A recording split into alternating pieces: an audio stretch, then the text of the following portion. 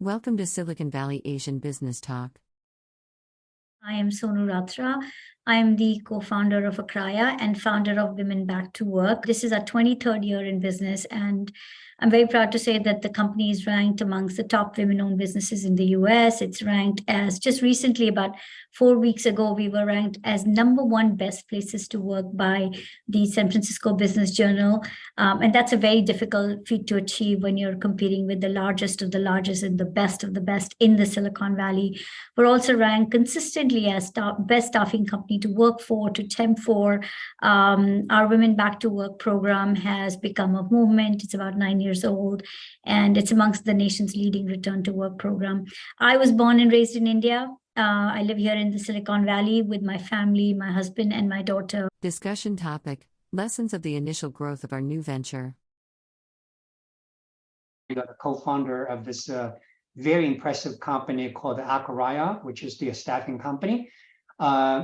Maybe you can share with us, actually, looking back of the history of this company, what are some of the major milestones, transitions as you grow this company, and what are the lessons you learned over this kind of a company's journey?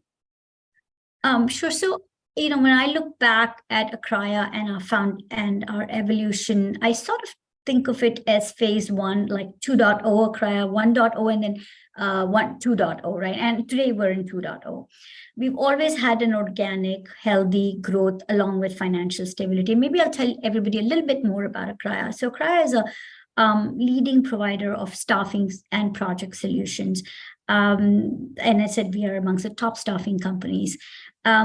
It's very easy to get into the business of staffing because it does not require a lot of capital. And most staffing companies, and you'll see there's thousands and thousands of staffing companies out there. But then as you start to grow is when you start to get so you can easily grow to about 25, 30 million in revenue. But it's after that, it's a very steep climb. And amongst the top 20 staffing companies or top 30 staffing companies, the numbers start to reduce.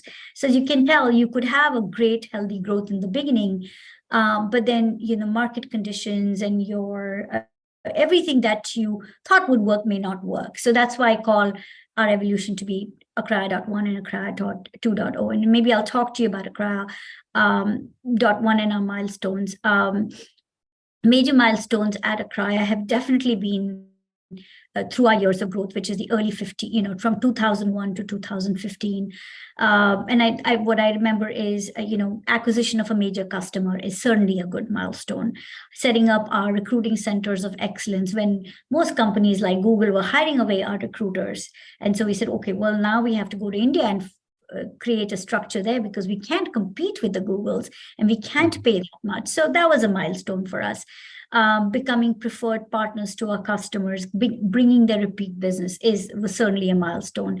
Expansion of our offerings to our customers or adding new lines of businesses. But the 1.0 versions also saw us make a lot of mistakes as leaders. It could be hiring the wrong people. It wasn't paying attention to a large customer.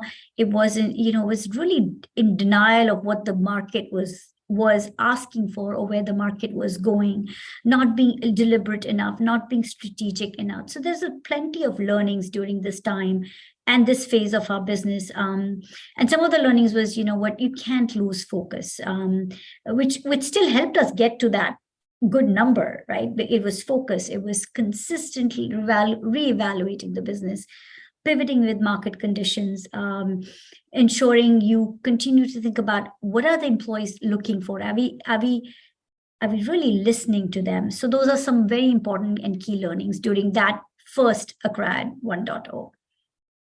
It's very interesting, actually. I would like to maybe ask a follow-up question because you said in your very early phase, like 1.0 time, you tend to kind of lose focus and not paying attention to some very important signals from the market, from the employee. Could you go, a little bit deeper? What causes these mistakes? Is that because you're new to this journey, or is because very exciting, there are too many kind of attractions that kind of got you distracted? Maybe some learning for the entrepreneurs, maybe who may face similar experience. in the early days, the early phases, then just to lose focus or the deep insights about the direction of the company. Could you share? Absolutely. So, certainly we were more inexperienced. Today I have close to 30 years of experience in the industry. That was, this was, I was late 20s, early 30s. So there's that inexperience, right?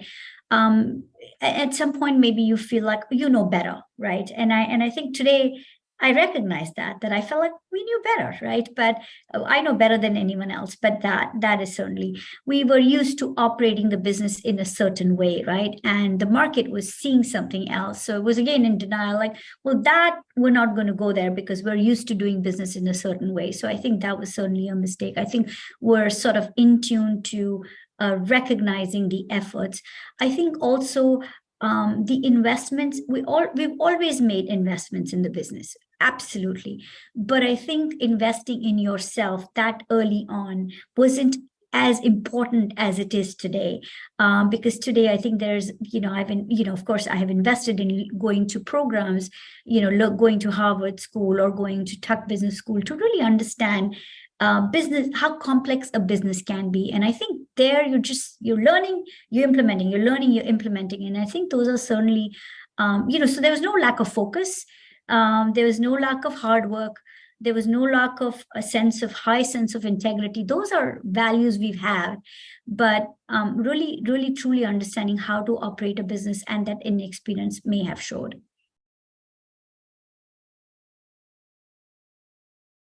Thank you for watching.